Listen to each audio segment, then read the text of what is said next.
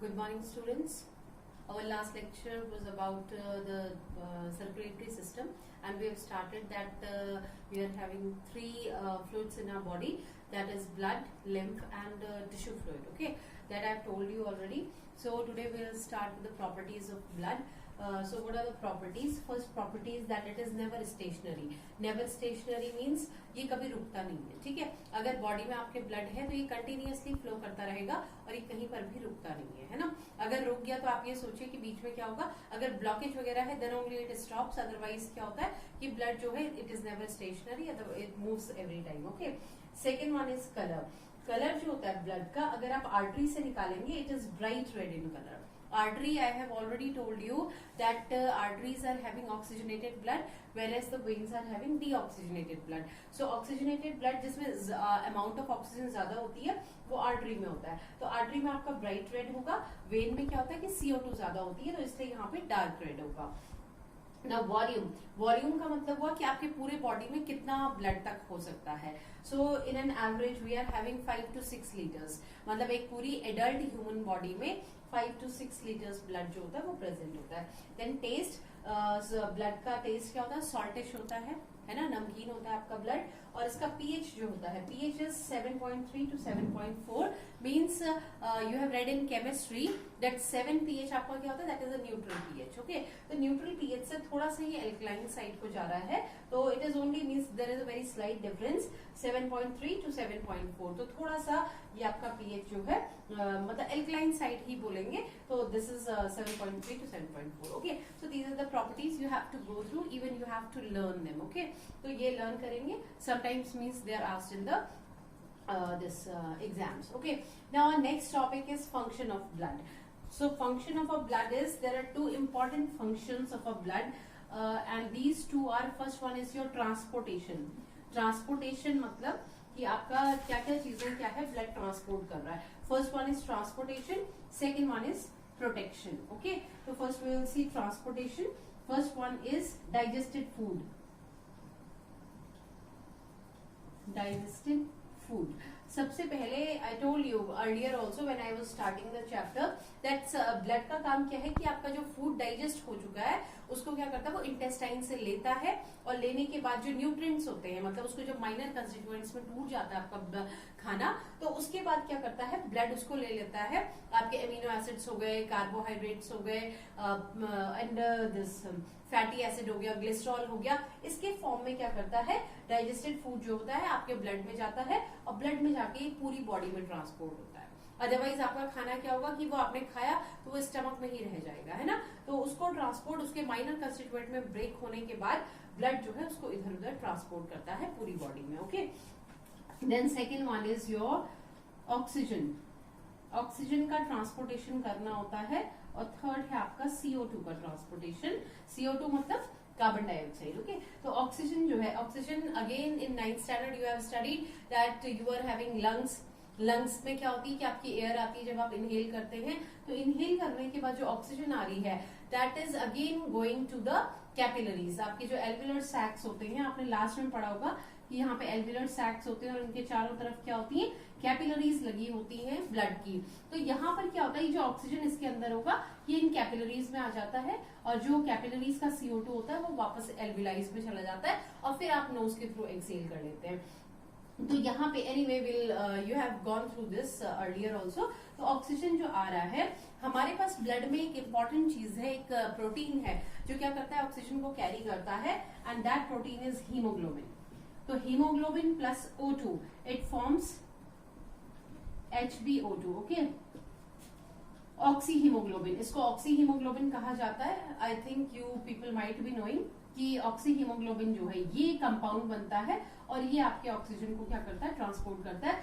So haemoglobin it is a protein which contains iron, and ये आपके oxygen को transport करने में हेल्प करता है. Then second one is again haemoglobin ही वापस लेके आता है CO2 को. मतलब ये जब ब्लड जा रहा होता है ना आर्टरीज के थ्रू, तो आर्टरीज के थ्रू वो ऑक्सीजन को लेके जाता है और आपके टिश्यूज में और आपके बॉडी के पार्ट्स में क्या करता है ऑक्सीजन को छोड़ देता है, और छोड़ने के बाद वहां से क्या करता है CO2 को पिकअप कर लेता है. तो CO2 को पिकअप किया उसने और अब वो बन जाता है carb amino haemoglobin. Okay, It is called carbaminohemoglobin. So you have to remember these two names, oxyhaemoglobin and this is carbaminohaemoglobin. Okay, तो ये दोनों चीजें बन रही हैं. तो इसका मतलब क्या हुआ कि हीमोग्लोबिन एक ऐसा चीज है, मतलब ऐसा प्रोटीन है ब्लड में जो क्या कर रहा है, ऑक्सीजन को भी लेके जाता है, CO2 को भी वापस लेके आता है हार्ट में, है ना. तो यहाँ पे क्या हो रहा है कि इसका जो ट्रांसपोर्टेशन है, this is done by haemoglobin and haemoglobin is a part of blood. इसलिए हम कह रहे हैं कि ब्लड जो है ट्रांसपोर्टेशन में हेल्प कर रहा है चीजों के.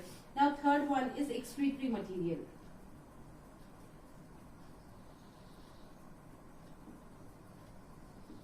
Excretory material.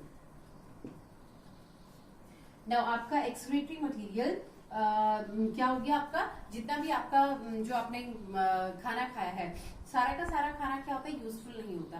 काफी सारी चीजें ऐसी होती हैं जो हमारे बॉडी में यूज होती ही नहीं है, वो वेस्ट है हमारे लिए. तो ये जो वेस्ट मटेरियल है, ये वेस्ट मटेरियल क्या होता है कि यहाँ पे एक्सक्रीटरी सिस्टम में आपके किडनीज में चला जाता है, और किडनीज में जब ब्लड जाता है ना तो फिल्टर होता है, तो प्योरिफाइड ब्लड तो आगे आपकी बॉडी में निकल जाता है, वापस आ जाता है. जो आपका वेस्ट मटेरियल होता है ये वापस कहाँ जाता है, आपकी किडनीज में जाता है, और किडनी के थ्रू क्या करता है, आपके यूरिन में बाहर निकल जाता है. ओके, देन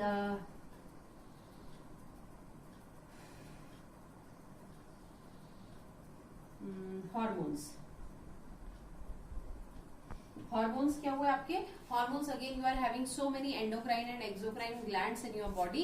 तो एंडो और एक्सोक्राइन ग्लैंड्स जो होते हैं ये अलग अलग टाइप के हॉर्मोन्स को सिक्रीट करते हैं, और अलग अलग टाइप के हॉर्मोन्स जो होते हैं ये अलग साइड पे, और जहां पे वो ग्लैंड होता है एक्चुअली रिलीज वो वहीं पे होते हैं, लेकिन उनको काम कहाँ करना होता है, अब बॉडी के अलग अलग पार्ट्स में जाके काम करना होता है. तो उसके लिए फिर से ब्लड आपका हेल्प करेगा, क्योंकि ब्लड में ही हॉर्मोन्स मिक्स होते हैं, और फिर वो क्या करते हैं, वहां से सर्कुलेट होके पूरे बॉडी में घूमते हैं इधर उधर. ठीक है. Then next one is your distribution of heat,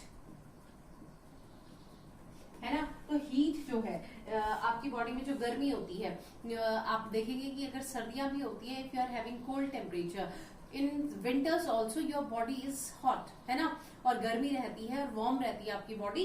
तो वार्म किस वजह से रहती है, क्योंकि ब्लड आपका फ्लो कर रहा है. अगर ब्लड कंटिन्यूअसली मोशन में है तो मोशन में होने की वजह से वो क्या करता है, हीट भी प्रोड्यूस करता रहता है, और इसकी वजह से आपकी बॉडी का टेम्परेचर जो होता है वो मेंटेन रहता है. ठीक है. So heat is also produce. So will again revise it. First one is the transportation of digested food in the form of nutrients, again oxygen, carbon dioxide through respiration. ठीक है. एक्सक्रीटरी वेस्ट ये kidney के through होगा. Hormones जो है आपके exocrine endocrine gland से release हो रहे हैं, और यहाँ से ब्लड इसको ट्रांसपोर्ट करेगा. हीट, क्योंकि ब्लड मोशन में है तो इसलिए क्या होगा, हीट प्रोड्यूस होगी. हीट प्रोड्यूस होगी तो आपकी बॉडी का टेम्परेचर मेंटेन रहेगा. तो ये सारा तो ट्रांसपोर्टेशन था. अब दूसरा वाला पॉइंट है आपका, this I have only discuss transportation till now. Okay, कि ट्रांसपोर्टेशन इन सब चीजों का होगा. दूसरा वाला पॉइंट है आपका प्रोटेक्शन. तो प्रोटेक्शन में first one is your clot formation.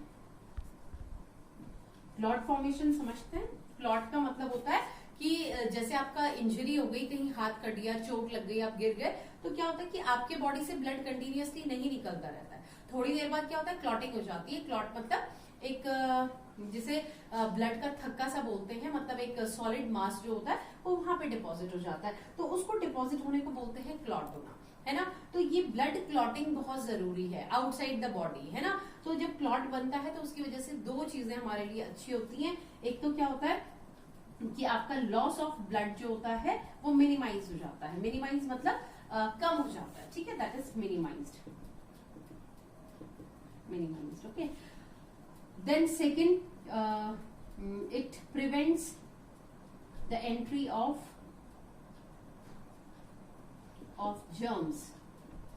फिर देखिए, अगर आपका बॉडी का कोई पार्ट कटा हुआ है तो कटने से क्या होता है कि आपका वो पोर्शन ओपन हो जाता है. ओपन होगा तो वहां पर क्या होता है, वो पैसेज बन सकता है आपके जर्म्स की एंट्री का. हो सकता है कि वहां से बहुत सारे जर्म्स, बैक्टीरिया, वायरसेस जो है वो आपकी बॉडी में एंटर कर जाए. लेकिन क्लॉट फिर क्या काम कर रहा है, वहां पर वो रोक देता है उसकी एंट्री को. क्योंकि अगर वहां पे क्लॉट बना हुआ है, मान लो आपकी फिंगर कटी है, यहाँ पर अगर क्लॉट बना हुआ है तो एक काम तो ये होगा कि आपका ब्लड बाहर नहीं आएगा और बॉडी का, और दूसरा काम ये होगा कि यहाँ से जर्म्स जो है वो अंदर नहीं जा पाएंगे.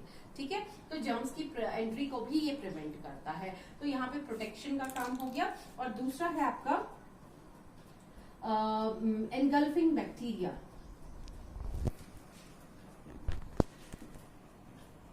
एनगल्फिंग बैक्टीरिया का मतलब होता है कि अगर बाहर से कोई बैक्टीरिया आ रहे हैं in your this blood, you are having white blood cells, red blood cells ने तो ये सारे काम करे है ना, means this clotting and all, okay.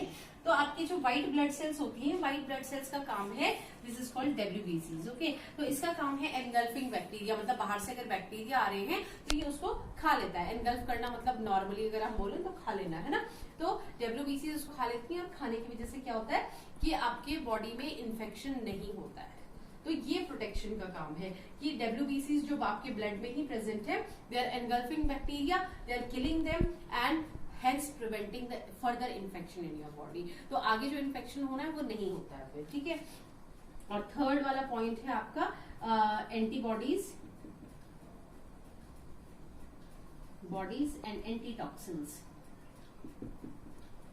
Antitoxins का मतलब, टॉक्सिन का मतलब जहर होता है, एंटीटॉक्सिन मतलब उसके जहर के अगेंस्ट जो चीज होती है ना। ऐसे ही एंटीजेंस होते हैं। एंटीजेंस मतलब आपकी बॉडी में कोई भी फॉरेन सब्सटेंस आ जाए बाहर से, कोई bacteria, virus, dust particle, whatever कुछ भी है जो कि आपकी बॉडी को सूट नहीं करता है, तो उसके खिलाफ आपका ब्लड क्या करता है, एंटीबॉडीज बनाता है। बाहर से कोई भी अनवांटेड चीज अगर आपकी बॉडी में घुस जाती है तो घुसने के बाद आपकी बॉडी एंटीबॉडीज बनाती है या एंटीटॉक्सिन बनाती है उससे फाइट करने के लिए, कि वो चीज आपकी बॉडी को नुकसान ना पहुंचा सके, ठीक है। सो फर्स्ट क्लॉट, ये लॉस ऑफ ब्लड को मिनिमाइज करता है, जर्म्स की एंट्री भी प्रिवेंट करता है। दूसरा आपकी डब्ल्यूबीसीज हैं, डब्ल्यूबीसीज का काम है, ये ब्लड में ही है सारी चीजें, ये बैक्टीरिया को एनगल्फ करते हैं और फिर आपकी जो ये ब्लड है, ब्लड क्या करता है, एंटीबॉडीज और एंटीटॉक्सिन्स भी बनाता है, जिससे कि आपकी बॉडी जो है बाहर फॉरेन सब्सटेंसेस से प्रिवेंटेड रहे और कोई नुकसान ना हो, ठीक है। Next we are having composition of blood that I'll take in my next lecture, and students please mind this that I'm not giving you any written work. I don't give, you know me, and I have not given till now, but I want you to go through the things, because hopefully you will be having some test or some checking process will be there that you are studying or not. So please go through the text and read it properly. And if you are making notes, please make the notes, and if you are going with the question answers, that also you can do.